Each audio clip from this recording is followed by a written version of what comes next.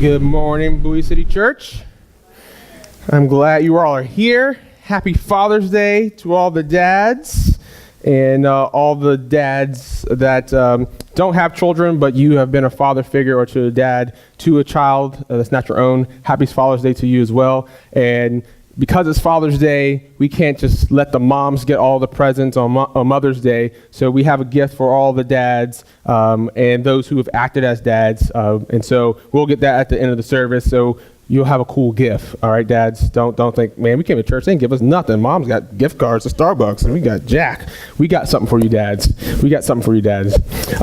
Today is one of my favorite days of the year, because especially when I get to preach, because I get to wear my favorite Father's Day gift, and it has my favorite team on it, and then it has my name on it, and I am number one. Of course, you already knew that. I think my kids are biased, but I get to preach in a t-shirt, which is awesome. The only time I get to do that is when it's Baptism Sunday. So I love Father's Day because I get to do that, but I love being a dad. I remember when I was a kid, I couldn't wait to be a dad. It was one of the first things I remember telling my mom I wanted to be when I grew up. It was to be a dad. I wanted to be a father because how great my father was to me and is to me and my brothers. And so even in speaking with that about Father's Day, today's a special day because my son, Marshall, he's on the 8U travel baseball team, and they are in the Final Four of the playoffs. And so my dad took Marshall, his grandson, to the tournament, and so I'm going to be hightailing it out of here after church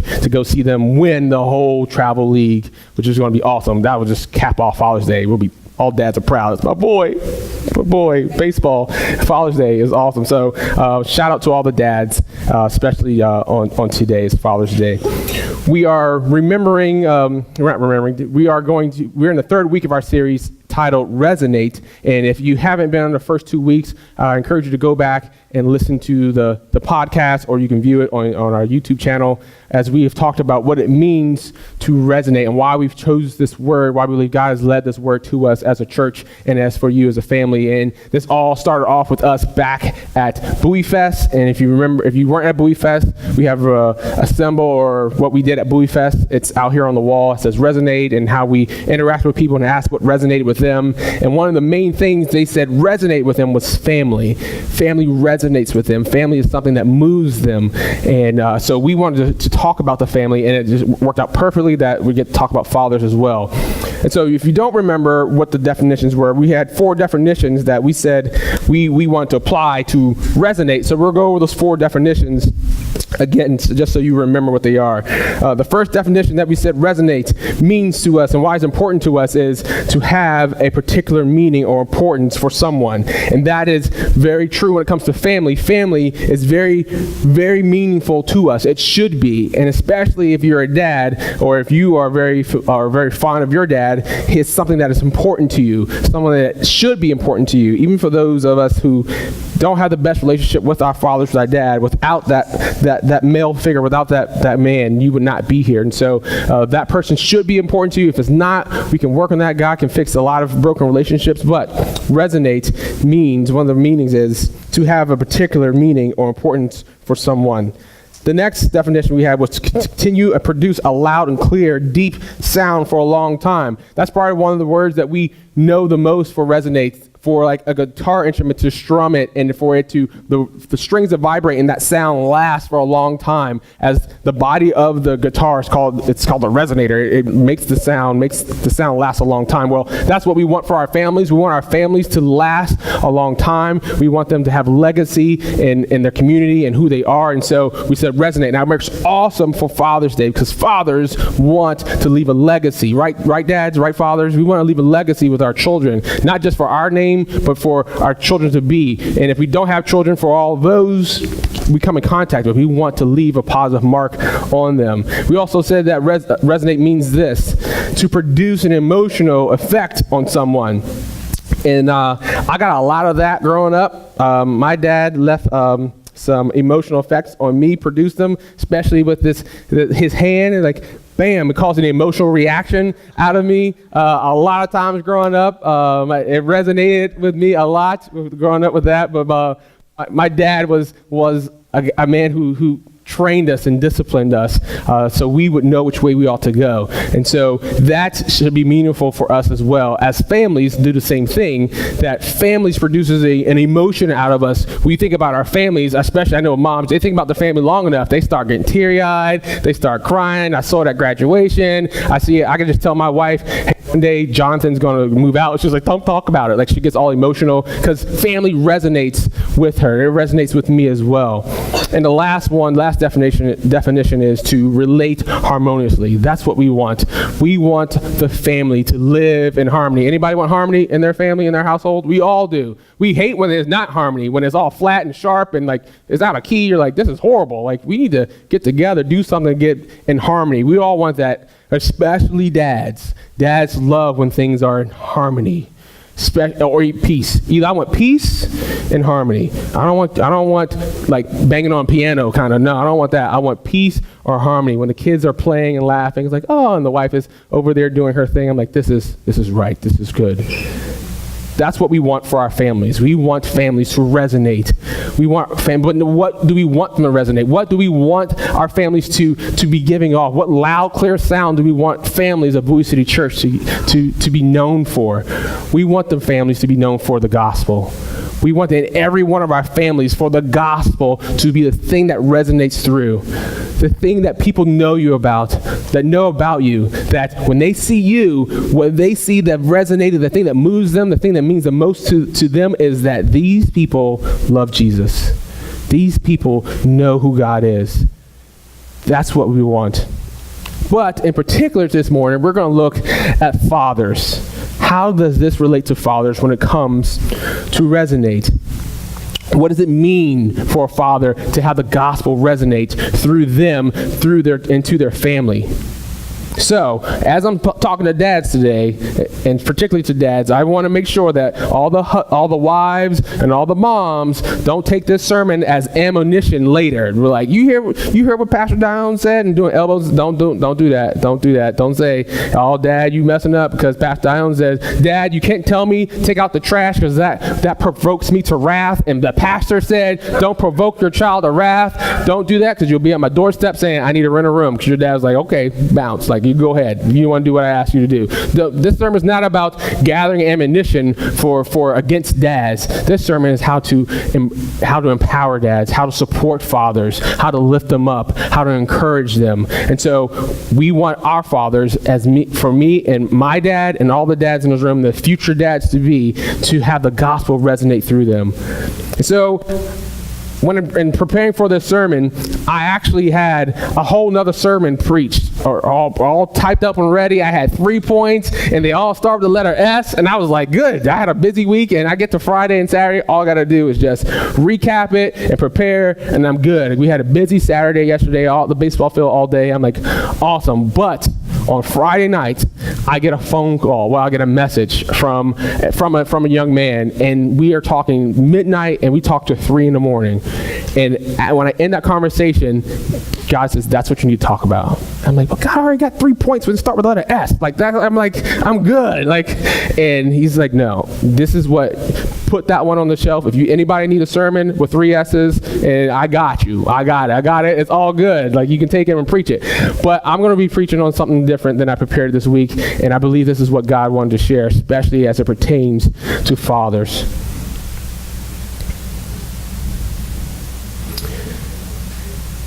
This is one that's going to pull on our heartstrings a little bit, because after I had this conversation with this young man, it made me think of this parable. This is where the Holy Spirit led me. So you can turn to your books and the Bibles to Luke 15.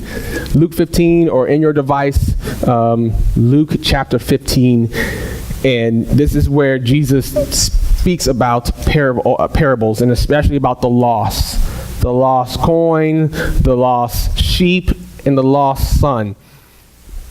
This is one of my favorite parables. This is one that I remember from a child hearing often, and we're going to preach on this today. And as I was going through this from Friday night into Saturday morning, Saturday night, even more so. Like, man, I can't wait to preach just this series, just this whole parable on a whole series about the prodigal son. Anybody's ever heard the story Prodigal Son? Everybody's heard it? It's familiar. It's not even just in the Bible. It's been put into movies and been spin-offs, and it's a story about a son who leaves his family and comes back, and there's so many lessons to be taught of that. But what I want to focus on is the father. The father, not the prodigal son so much, but the father. For what does, or who he is, what resonates to the father is the most important. Who he is and what he does is the thing that resonates the most to this story, especially about us being fathers. So we're going to look at verse 11. Verse 11. So Jesus is talking here, and we're kind of going into the middle of it. And so Jesus continues on with another parable, and he says this. Jesus continued. This is Luke 15, verse 11. Jesus continued. There was a man who had 2 sons. The younger one said to his father, "Father, give me my share of the estate." So he divided his property between them. The first point to be a father that resonates with his children is the father is present. If you want to resonate with your children, you want to resonate with your family, the father needs to be present. See, in this story, it starts off with the father, and the father is there. If the father wasn't even there, he could not provide the estate, the sharing for his 2 children. He would not have been around. The kids couldn't even ask them for their estate, for their share. It's vitally important for the father to be there, to be present. See, this father has 2 kids. And there is power when a father is present. There's power when a father is present. See, it's not enough to just be present, not enough to just be there, not enough just for you just to be home. It's more than that. We must be present when we are present. Fathers, hear me when I say this. We must be present when we are present. It's not good enough just to be there. See, when a present father is present, there is present power. When a present father is present, there is present power. You're like, what are you talking about? You're just using present 3 times. You're throwing me off. Example. Every school year, except for 1 year, the first day of school, I am excited. I'm excited for kids to go back to school, get some schedule for 8 hours. The house is not going to be, they're not going to eat the house out, house or home, or the AC bill is going to go down because they're not going to be there. Like, I'm excited for them to go to school. But I am also excited for me to go to school on the first day. I've only missed 1 time the first day I had to work when I was in the fire department.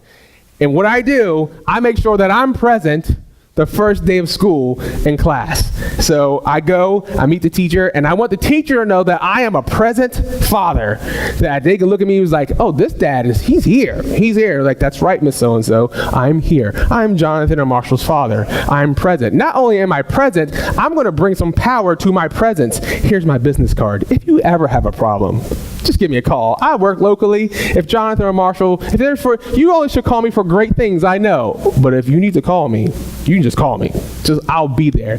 And the teacher's like, ooh, I got some power now. This dad's going to be here. So all the teacher had to do sometimes would say, do I need to go on the desk and get that No, you don't need to go on the desk and get the business card. I'll be good. I'll be good. Because Father's presence brings power. It brings power. See, the father in the story, he gave power to his children by giving to them, by giving their estate. That allowed the prodigal son to actually go away. Gave him power to actually go.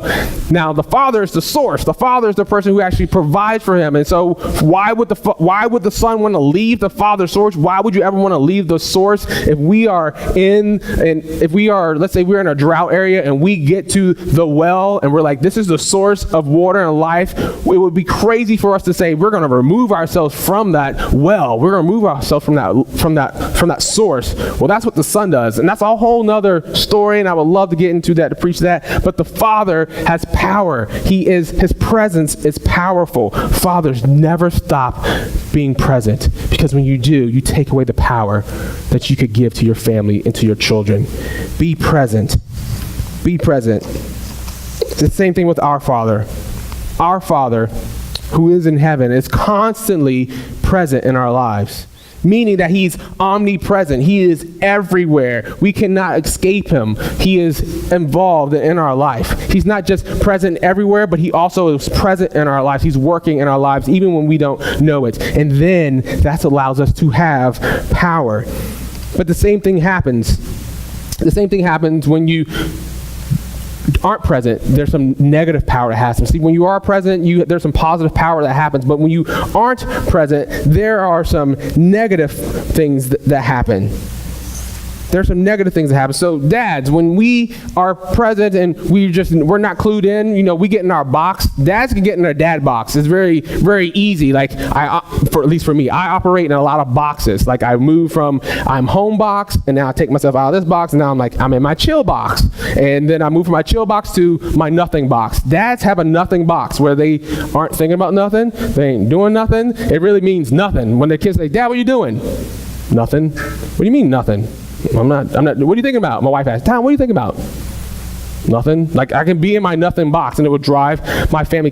Dads, we have to get outside of our box sometimes. We can get into our hobby box. We can get into our Hulu, our Netflix, our Amazon Prime box. We can get into our work box, our sports box. Dad, sometimes we need to open up the box and let others in, or remove ourselves from that box and get into our children's box and be present in that time. Take ourselves out of the phone box. Take us out of this box and get into the box of our children. Get in the box of the family. Put the box in the pocket. Put it away. Put it on the shelf. Get out of the box. And I'm preaching to myself because I can get caught up in that as well. Because that's negative. When the kids don't feel like they have the presence of their father, the attention of their father, they will go and seek it elsewhere. And negative things start happening. A fatherless home is very, very sad. A fatherless home is a negative power that happens. See, the enemy wants negative power because then he can build upon those children who don't have the father in their home. I got these statistics from the government. It says this about fatherless children, or when fathers aren't in the home. It says this: 43% of U.S. Children live without the father in the house. 43%, almost half, and that's probably very easy to see because the divorce rate is about 50%. So 43% of children live without the father in a home. 90% of homeless and runaway children come from fatherless homes.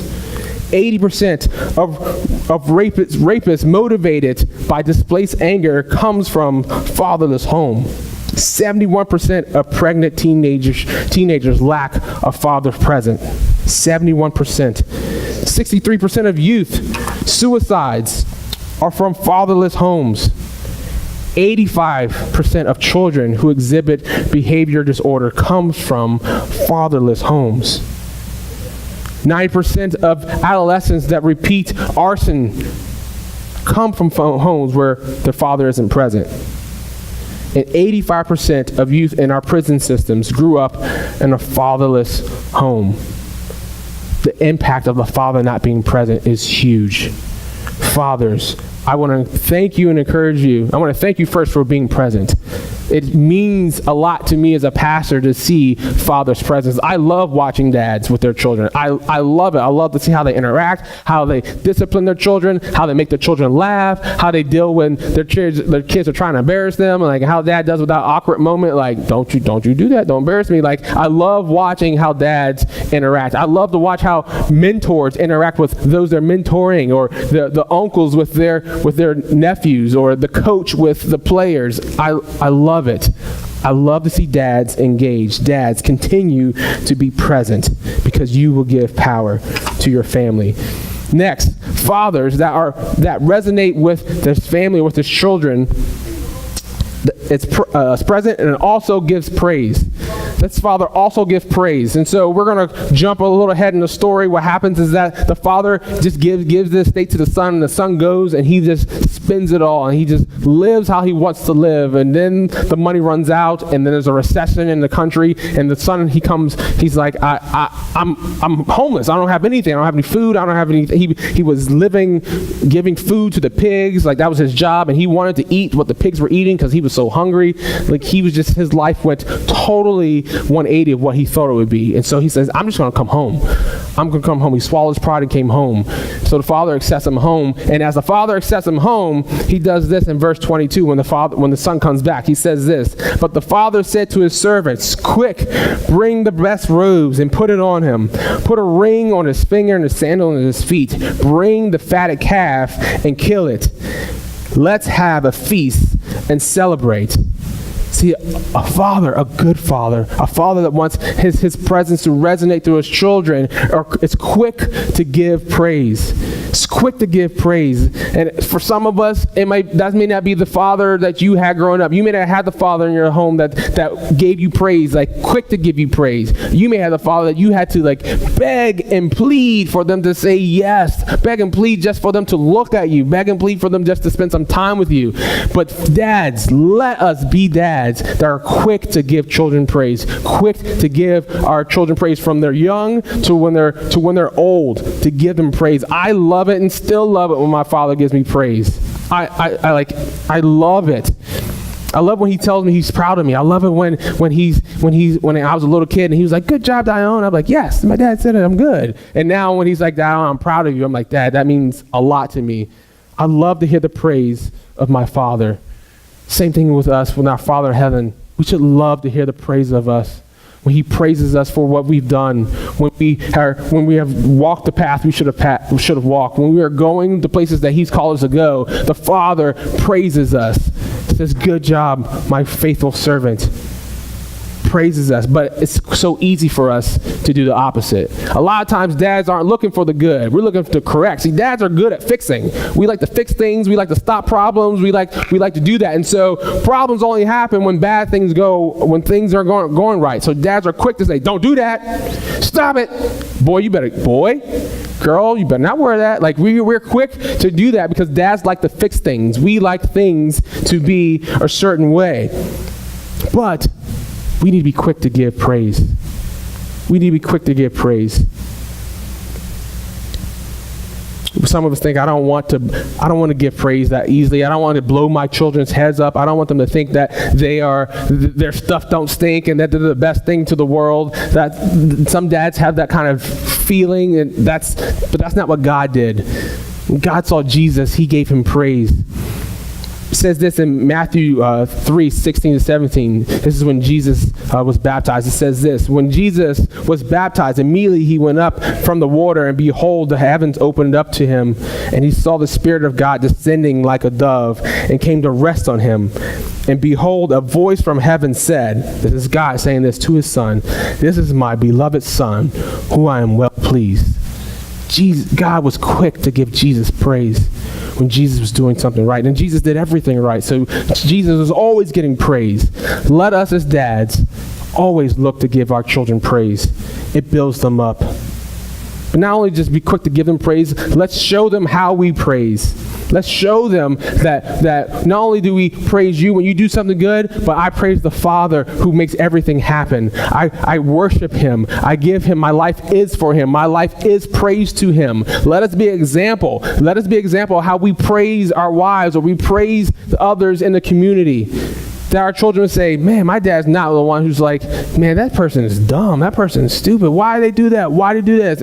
Or talking down about the wife is like, this meal is horrible. Where did you learn how to cook? Like, let us be dads that are always, even when the meal's not that good, but like, this stuff is good, honey. Like, this is some good. And the kids are like, well, Dad, what are you eating? I don't think this is that good. But we are giving praise because mom worked hard on this and mom is trying and we're going to give praise. It's easy to cut down, but it's harder to give praise. Let us be dads that give praise. Let us be dads to give praise. Now, some of us might give praise because they embarrass you. Anybody been embarrassed by their dad's praise? I have. I was a football player in high school, and my dad we had to boo him off the sideline. Like, he wanted to be a coach, but he just wanted to be closer. Like, he didn't want to coach. He just wanted to be closer to the game. So eventually we had to get dad up into the stands. Well, I could hear my dad over everybody. Not because he's a recognizable voice, because he was like, yeah, that was my number 40. Like, he was loud. loud. My dad was loud. And then he would sing. My dad would sing like he saw the movie Remember the Titans. You guys remember that movie? He took that song and turned it to his own little praise song for us. He's like, everywhere we go. I'm like, Dad, stop singing. He's like, people want to know. Like, whose dad is that? I don't know. But inside I was like, I'd rather my dad be doing that than my dad not there and my dad not cheering. But sometimes your dad's praise can embarrass you. If you haven't seen it, watch this video of this dad, how he embarrassed his kids.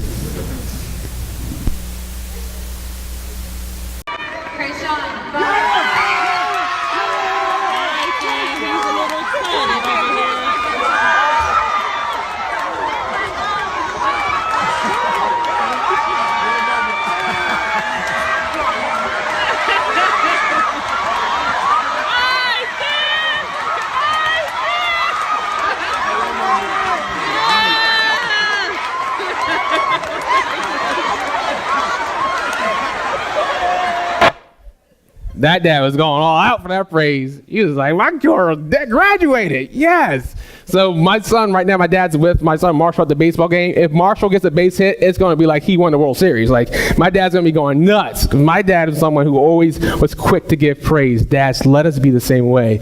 No, let's not try to embarrass our kids. Like, it's funny for that, but let us be that kind of enthusiastic when every small victory they have to make them feel like, man, this is awesome. I'm loved. Dads, let me tell you this about your daughters. I don't have a daughter, but I have been called I'm an honorary girl. Janelle Rigler has given me this title since way back when. She called me an honorary girl. So I spent a lot of time talking to teenage girls, a lot of time talking to teenage girls. And I found out this about teenage girls. Teenage girls, even young girls, they don't think often that they're pretty. A lot of girls don't think that they're beautiful. And they just keep that inside. They don't walk around, most girls don't walk around thinking, I'm so beautiful, oh my gosh. Like, most girls don't do that. Some do, and you're like, oh my gosh. But most do. Like, most girls aren't like, mirror, mirror on the wall, who's the fairest of them all? And you better say me. Like, most girls aren't like that. A lot of girls don't think that they're pretty. A lot of girls don't think that they're gorgeous. Dads, let us, and I don't have a girl, but if I had a girl, she would think that she was like the prettiest girl ever. Like, nobody could hold a stick. Like, who is Beyonce? She ain't got nothing on me, because I would be lavishing praise on my daughter, how beautiful she is, how pretty she is. See, dads, our daughters, and again, I don't have a daughter, but your daughters, our daughters at this church, they need to know that my dad thinks I'm beautiful. My dad thinks I'm gorgeous. My dad thinks I'm pretty, even when I don't feel pretty. And I learned that too. Like, pretty is a feeling. I didn't know that. I don't feel handsome. Like, I'm like, either I am or I'm not. But for girls, there's a feeling. Like, I feel pretty. I don't feel pretty. How do you feel? Anyway, so I learned that about girls. Even when girls aren't feeling pretty, dads, tell them they're pretty. Tell them that they're beautiful. Even when they like kind of push it away. No, Dad, stop. You're just dad. No. I was thinking about this when I wrote this. If I had a girl, their future husband, could not outdo how much I told them they're pretty. From the 18, 25, 30 years they're living, by the time they get to be with them, they don't hold a candlestick to how often I told them that they're awesome, that they're wonderfully made, that God made you special. See, it's easy for dads to do that with boys, because they're just boys, and we can like go out and like do the boy thing, and it's cool, and that's cool. But for girls, there's something special when their father knows, when their girl knows that their father thinks that they're wonderful and they're beautiful, and that God made them just the way they are, and you shouldn't have to change anything about, like, just lavish praise or just who they are. Sons too, especially your daughters. Dads, let your daughters know that they are wonderfully made. And let them see that you do the same for their wife. Same for, even if you're not with them, like even if you're separated, for baby mama, whatever term you have, that you lavish praise upon them, that you're not cutting down their mom. Kids don't like that. Kids see that. Kids don't want their dads talking bad about their moms. Tell them, it didn't work out with me and mom, but your mom is wonderful. She loves you so much. Isn't your mom pretty? Like, even if you don't want to say things, because that's going to make them feel like, my dad loves my mom. and lavishes praise on him. Praise your children. Fathers, lastly, fathers that resonate with their family, with their children. They're present fathers. They're fathers that also give praise, but they're patient fathers. This patient father, this is going to backtrack a little bit in the story because we're already celebrating that the son's returned, but we're going to talk about the patience of the father. It says this in Luke 15:20. But while he was still a long way off, who's the he? I'm not asking this rhetorically. Who's the he? The son. When the son was a long way off, his father saw him and was filled with compassion, and he ran to his son and threw his arms around him and kissed him. So and that's the start of the praise and the compassion part, but we're going to talk about this first part, but while he was still a long way off. Fathers, never give up hope on your children. Never give up on your children. Most of us have children that are still young. My kids are still young. They're still in middle school and elementary school. They're still young, so they haven't left. They haven't gone astray. But some of us here, and some of us who will view this on YouTube, some of us that will listen to this on podcasts, some of us fathers, even some mothers, have children that have gone astray, have children that have decided not to go the way that they have been trained to go. Never give up on your children. See, one of the hardest things for fathers to do, I believe, is to be patient with their children. I know I'm guilty of that. I'm very guilty of that. You might see, if you come to youth group, you'll see it. Because I'll give every kid that come to youth group, they have the longest leash in the world. My son, boy, I'm yank him. No, I'm not as patient with them. I'm like, stop, be patient with your own children. So that, and some of us we have a different standard for our kids, which is cool. I understand. We have different standards for these kids and this standard for their friends or their acquaintances. But we need to be patient with our children. We need to be patient with them. It's one of the hardest things to do, I think, especially with our children. See, what I found unique about this story, about this parable, is that the father did not stop the son of going to go do what he knew was horrible for him. He didn't stop him. The father was in a place, in a mindset to say, son, if you think you're ready for this, here you go. See, fathers know that pain sometimes is not a bad thing. Pain sometimes is not bad. A lot of times we don't let our kids shy away from pain. You need to experience some pain. You try to protect them a little bit, but you want to experience some pain. Like my dad, when I would fall or hurt myself, he was like, "Oh boy, put some dirt on it. Go back in there. Go do it again." He would get over the pain. But we don't want to not have them feel the pain, but we definitely we want to protect them from what we think is going to ruin their life. So we'll let them go experience. Yeah, that's going to hurt. You're going to do that. It's going to hurt. Okay, I'll be here when you get hurt. But if you're going to ruin your life, you're going to do a choice that is going to cause later problems. Because dad are problem solvers. They're looking down the line and say, if you do this, this is going to happen, and this is going to happen, and this is going to happen. Therefore, give me them car keys. Therefore, I'm cutting you off. Therefore, you're no longer hanging out with this person. You're going to hang out. Dads see that kind of thing. But if it's like, Dad, I'm going to go jump off the high dive and belly flop. Okay, that's going to hurt. But go ahead. You're going to learn a lesson. We kind of let the kids experience pain. But when it comes to protecting them of something that we know is going to be, we're trying to stop. We're like, no, don't do it. We're trying to remove. But this dad didn't. He said, okay, go. If you think you're ready, go.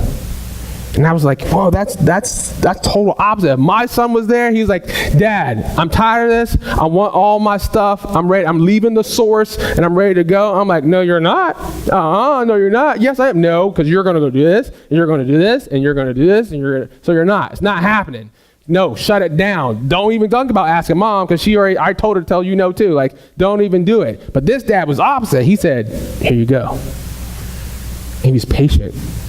And that makes me think about God. So many times they were like, God, I'm going to go do this. And God knows, don't do that. My word says for you to follow this and do this. And I'm training you which way to go. But you think, I'll be here waiting for you. I'll be here. I'm never giving up on you. See, later in the story, it kind of clues in how long the son had been gone, because the other brother, there's two brothers here. Remember I said there's two brothers. This other brother, he gets upset that his brother has returned, and his dad's all happy about it. And the brother says to his dad, I've been here for years doing everything you asked me to do, and you won't even give me a goat to celebrate with my friends, but you have the fatted calf. And if you don't know what that means, fatted calf, this calf, it was purposely fattened so you can have a celebration with this calf later. Like you can kill it and have some bomb filet steak. Like this calf was purposely fed and fattened, and you give your brother, you give the son that was gone away for years, the father waited. Years. How many years? I don't know. But years. Fathers, how long are you willing to wait for your children to return home? How long are you willing to wait for them to return to the things that they know are right from wrong? See, I've heard some dads say, not dads in this room, not dads in this church, but I've heard some dads say, they're done, I'm cutting them off. They're over. And there's some things about protecting you and your family, and I understand that. But there are some dads that have cut off, that have shunned their children and say, they're done. I know, this is gone. I know.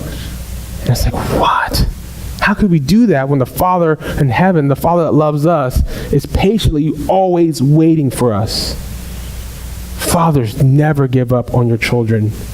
It's going to be easy when they're in the house, but when they go away and they start doing stuff, and you're like, what are they doing?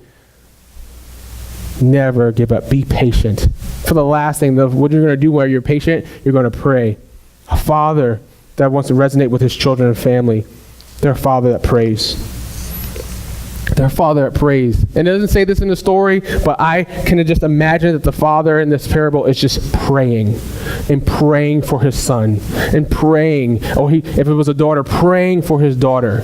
See, there's nothing more I can do. They don't live in my house. They are ready to spread their wings and fly. Even if I don't think they are, here you go. Here's your stuff. This is what I've said I was going to give to you. Here you go. This is what this father does. And I believe the moment his son leaves, he starts praying. That's the last piece. He just prays. Fathers, pray for your children. Pray for your family. Earnestly pray for them. Every day, almost every day, I pray the same prayer for my children, and I've been praying since I've had them, since they've come into my life.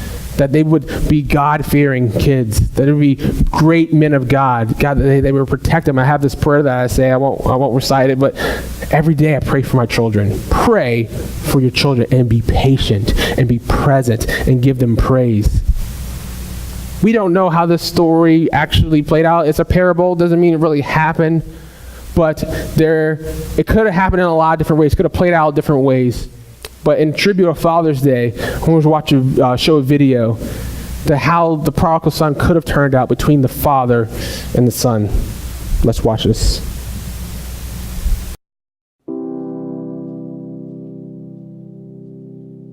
Do you ever get tired of your boring day-to-day life? I know I do. I should say that I did. Then I decided to do something about it. You see, conventional wisdom says that you live your life, and then your parents die, and they give you whatever they have left over, an inheritance. I'm sorry, that just wasn't good enough for me. So I decided to do something about it, I want my money right now. So one day, I walked right up to my dad, and I said to him, Dad, I want what's coming to me right now. That's what my youngest son said to me. I want what's coming to me right now. All I could think of that moment was, I'd like to give you what's coming to you right now. I brought him into this world, and I can make another one just like him. But he's my son, and I love him. So I gave him his money and told him if he could have a better life on his own without me, so be it. He packed his bags, and the next thing I knew, I was out of there. Kissed this boring place goodbye. I had places to go, people to see. So the first thing I did was, my son got lost. I love him, but he's no Magellan. I heard he had to stop for directions at least 4 times before he even made it out of our hometown. You know what? No, not 4, okay? It was 3. And one of them wasn't even my fault. I couldn't understand what the guy was saying. I was just like, okay, thank you. And besides that, the only reason I can't follow directions is because somebody never taught me to follow directions. Don't go there. Okay, look. The point is, I got out of there, and I started to live it up. I mean, I had more friends than I knew what to do with. I was eating like a king. I had the finest clothes, and the ladies. What can I say about the ladies? I can say something about the ladies. They were women, but they were not ladies. Okay, you know what? Never mind. The thing was, life was good. Until my son's money ran out around the same time a recession hit our country. There wasn't any work to be found. I mean, I tried. I really tried, but there just weren't jobs. Eventually, I found a job. It wasn't bad. It was a manager's position. It was an associate position at the... Okay. I was a bacon preparation assistant. Which means? I fed pigs. I hated that job. It didn't pay much. I didn't have enough money for a place to live. There were many days I didn't even have enough money to eat. Sometimes I was so hungry, I would gladly have eaten the disgusting scraps I was feeding the pigs, but I couldn't. They wouldn't let me. So, with hunger pains as a constant reminder of how I'd squandered everything my father had given me, I lived in agony day after day. Day after day after day, I'd watch and I'd wait for my son to come home, and my heart would ache as only a parent's heart could for his own child. But hear me on this. I never gave up on him. I never gave up on him. I knew that it would happen one day. One day it hit me. One day I realized that the lowliest of my father's workers lived better than I did. At least they had a place to live and food to eat, and I didn't have either one of those things. So I wondered, what if he never comes to his senses? What if he lets pride just get in the way? No. I will see him again. Again and again. These thoughts ran through my head as I began my journey back to my father's house. I knew what I would do. There's no way that I would accept a handout, and I couldn't expect him to take me back as his son. So I would ask him to hire me on as a worker. I mean, maybe he would do that. Just maybe. Maybe today will be the day that my son will come home. That's what I would say every morning when I'd wake up. Maybe today will be the day that I would see him off in the distance as he makes his way back home. Home. That word means so many things. Comfort, care, security, love, home. I couldn't believe I was just a few hundred yards away from it. It was a beautiful day. I was sitting on my front porch, and that's when I saw him. He stood up out of his chair. He looked in my direction. He squinted his eyes to get a better look at me. And then I began to wonder, what if he doesn't take me back? What if I get to him and he just looks at me and he says, I told you so, I told you so. Some of you would just roll your eyes every time I mentioned my son. But I knew he would come back. I just knew this was a bad idea. I knew I shouldn't have done this, and so I just stopped. He just stood there. I couldn't move. I couldn't just stand there, so he jumped. My dad literally jumped off the porch. I'd never seen him do anything like that before. It was like he was this little kid who was excited about something. And then it hit me. He was excited about me. So you know what I did next? I ran. My heart was pounding so fast, I just had to get to him. I'd never seen him run so fast. He was running at me with his arms stretched out wide as if to say, welcome home, welcome home. That's what I kept shouting to him. But I don't know if he could hear me, so I just kept shouting it over and over. All I wanted to do was just scoop him up in my arms like he was when he was like a little child and just let him know that everything was going to be okay. And as I got closer to him, I could see tears running down his face. He was crying. Tears of joy. And you know what my son did next? I jumped. I was nervous, I was excited, and so I literally jumped. And you know what my father did? Well, I fell backwards. He's a big boy. And then he hugged me. And he embraced me like only a father can. I kept saying over and over again, I am so sorry. I'm so sorry. I'm so sorry. I don't deserve to be called your son. My son is back. Get him some clean clothes. Let's give him a meal. No, a feast. For my son will no longer live as an orphan. For all my hopes have come true. I guess it was hope. Hope that made me start that journey back home. Hope that got me through all the miles. A hope that my father would take me back and somehow I could be forgiven. Forgiven. It's all forgiven. And I will never bring it up ever again. There is no shame. There is no guilt. For my son was lost, and now he is found.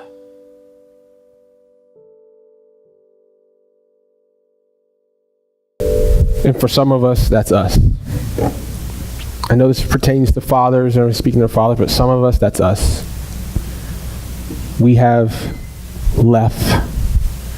We left everything that God has provided for us, and we have squandered it away. And that can be in any area of your life. That can be in your thought life. That can be in your marriage. That can be with your possessions and your finances. That you have squandered it away. And then you get to a point where you're like, who's going to take me back now? And this is why this got emotional for me, because this young man I was talking to was in this place. And he's like, Dione, I've screwed up. My wife is going to leave me. I won't see my children anymore. I have all these problems. What am I going to do? And I say, turn back to God. Come home. And he's like, I can't. I can't. People are going to say, who cares what people think? Only thing that matters is what God thinks of you. Come home. For some of us, we need to come home to the Father. We need to say, I've gone my own way. I've done my own thing in so many areas of my life, not just in the big areas, the problem areas, like I've gone out and I've slept around, I've gone out and I've used drugs and alcohol, but I'm talking about even the little areas, like I've gone and I'm always lying. I'm gone and I doubt, I have this anxiety. I don't think highly of myself. I'm in the depression. I've gone away from God, and God says, come home. I'm waiting. I will run to you. It's a Father of love and a Father that gives hope. So I don't know in this room who needs to run to the Father in heaven who loves you and who's the provider, who's the source of all you need and all your wants and cares. But if that is you, you can take this Father's Day to come home. And if you may have had a bad relationship with your dad, you may not have the relationship with the dad that you want, but this is a time where you can say, you know what, God, I want to give my relationship with my Father to you. I want to be the Father that I know you've called me to be. But God, more importantly, I want to come home to you, for you to be the Father of my life. Let's pray. God, I thank you for your word. And I thank you that we spend one day a year, especially thinking about fathers. And God, you have this story that was told about a wayward child and returning home. But God, what speaks loudly to me is the Father's love and the Father's patience and the Father's being present. And God, I thank you that you're that God for me, that you're always there. Even when I turn my back towards you, even when I go my own way, that you're always there. Even when my thoughts go awry, that you're there, you're present, and that you're patient. God, I ask that for us as fathers, and all of us to soon to be fathers, and all of us who are father figures and male role models, that you would put in us to be present with those we get to lead, those we get to be father figures and fathers too, that we would be present, that we would give praise unto them, and that we would be patient with them. But God, as well, let us know that you are always present in our lives, that you just want to praise us, that we're there, that we're loved, and know that you would never leave us nor forsake us. And that God, that you are patient with us. So God, I pray right now for any of us who needs to rebuild a relationship with their father. They may have had a horrible relationship with their father. They may not even know who their father is, let alone be able to call him dad. God, actually, you would start a healing process there. that you would heal hearts. Because fathers and dads, they can make mistakes. And some of them are not even mistakes. Some fathers and dads have done horrible things to their children. God, I ask you would heal wounds. You use this church, use this body of believers, use other resources, use your Holy Spirit to move into their life to heal that area where the father's lack or the father's downfalls or the father's hang-ups cause their children problems, or a mentor or somebody who was supposed to be there for them let them down or hurt them even worse. God, for us who are fathers, us who are aspiring to be fathers, that you would show us and you move us and how to be that. Be the father that you are to us. That you never leave us, you never forsake us, you're patient, you give hope, you give us praise. Show us to do that. But God, there's someone in this room who doesn't know you as their Heavenly Father. They don't know you as their Lord and Savior. That this will be the Father's Day that changes their life. That your gospel will resonate through them. So there's anyone in this room that doesn't know that Jesus died on a cross over 2,000 years ago, not just for the world, but just for you, even for you. That when you take your last breath here on earth, that you will be in the presence of the Father. If there's someone in this room who doesn't know that and wants to make a decision for Christ to say, I want God to be my Father. As the video said, no longer to live as an orphan, no longer to live wayward, but to live as the one that loves me. If that is you, there's your opportunity to give your life to Christ. Say, I will give my life to Christ. I want to change my life. And there's a simple prayer, but a prayer that changes your life. And the prayer is not just empty words, but prayers that comes from your heart, prayer that comes from your soul. And it's that you accept who Jesus is, and you believe that he's the Son of God, and you confess your sins, that I am broken. I have sinned against you, God, against your love, against your law. But God, I dedicate my life to you, that you would deliver me from my sins, and that your eternity would be forever changed because of his grace. If that is you, pray a simple prayer. God, I accept that you are God. And I believe in you, Lord. And I believe that you are the God of all, the God of eternity, the God of everything. And I believe that Jesus Christ is the Son of God, and that he came down on this earth to be a sacrifice for me. And God, I confess my sins, that I have fallen short. I've sinned against you in so many ways. But God, now I ask you to deliver me. God, I make a decision for you, that my eternity is forever in your hands because of your grace. I thank you, Lord. My life is yours. In Jesus' name, amen. We're going to sing this song. Use this time to meditate on what's going on in your heart right now and in your mind. But know there's a Father that truly, truly loves you.